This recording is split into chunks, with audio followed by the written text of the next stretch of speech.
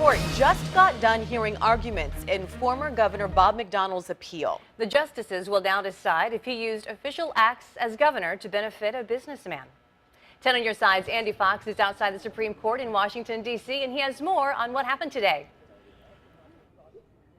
Oh, it was a big day for the former governor. He had a very good day. It is possible, if all the justices are agreeing, they would have to be 5-3, that it is possible for him to get a new trial based on what we were hearing today in court. There were three takeaways. Number one, the justices were very concerned about the vagueness. The vagueness of the law that got McDonnell is a law that can get other politicians who are doing just what politicians do, going to dinners, going on trips. The example was used to fish for trout. The next one, there was no questions asked about what McDonnell did, only about what the future law would be. And the justices were also concerned about an overzealous Justice Department, that they are afraid that this is a violation of powers, that the politicians are being dictated what to do by the Justice Department. They were very concerned about that. After the hearing, each side got 30 minutes. Bob McDonnell spoke to reporters.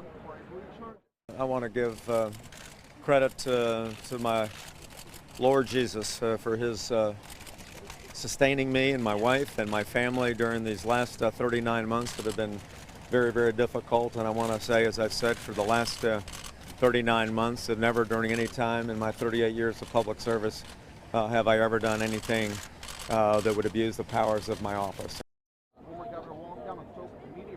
The former governor, Bob McDonnell. Scott Bachman is here from Norfolk, came all the way from Norfolk to here.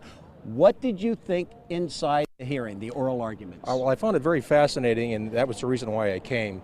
The takeaway for me was Justice Breyer, the most liberal justice on the court, seemed to be the most vocal about being skeptical about the government's case and what the future of that case means for future politicians. All the questions really during the entire oral argument really favored Bob McDonnell's attorney, his side, and what had happened to Bob McDonnell.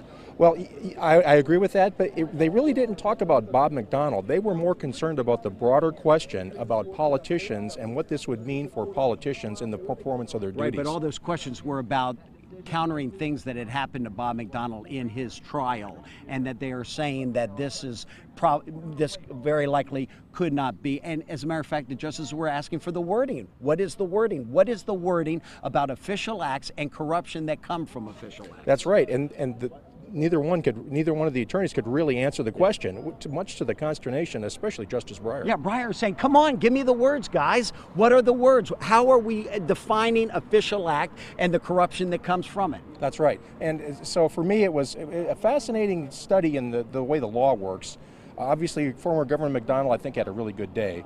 And I think that his conviction is probably going to be overturned based on what I heard. Overturned or gain a new trial altogether. But everyone leaving the court certainly thought that the justices seemed to appear to be, and we don't like to read the court, but appear to be more favorable to McDonnell's side. Scott, thank you. You'll hear more from Scott. Came all the way up from Norfolk just to hear it. Not taking sides, not a McDonnell supporter, just interested in right and wrong and what the law is what Scott was telling me earlier. We'll have more from him coming up, and we will begin our continuing coverage of the McDonnell case, the oral arguments here in the United States Supreme Court beginning at 4. In Washington, D.C., at the United States Supreme Court, Andy Fox, 10 on your side.